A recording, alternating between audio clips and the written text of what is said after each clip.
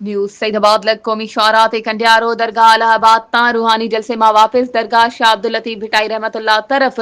सुखा ॾियण लाइ ईंदड़ बलूचिस्तान जे इलाइक़े विंदर सां तालुक़ रखंदड़ ॿिनि मुसाफ़िर कोचिस जे अॻियां हिक डॉटसन अचण जे नतीजे में मुसाफ़िर कोचिस जे ड्राइवरनि अॻियां ईंदड़ डॉटसन खे बचाईंदे ब्रेकूं हणण जे नतीजे में टकराइजी खम में किरण जे नतीजे में हिक मुसाफ़िर कोच में वेठल विंदर जो रहाकू सज्जाद दोदो थड़े ते फोत थी वियो आहे। जॾहिं त औरतुनि ॿारनि ऐं मर्दनि जो वॾो तइदाद ज़ख़्मी थियो आहे, जिन मां 16 ॼणनि जिन में सईद, गुलाम रज़ा, नबी बख्श, असलम, यासिर, मोहम्मद यासीन, अब्दुल रज़ाक, अब्दुल वासी, इर्तज़ा, महराज, रुखसाना, फौजिया, हूरनसन, सकीना ऐं ॿिया शामिल आहिनि। जिन खे तालके अस्पताल आंदो वियो, फोती जो लाश मुर्दा खाने में रखियो वियो आहे। तालके अस्पताल न्यूज़ सईदाबाद जे MS सैयद असदुल्ला शाह फौरी एमरजेंसी लागू करे डॉक्टरनि ऐं पैरामेडिकल स्टाफ खे तलब करे वरितो।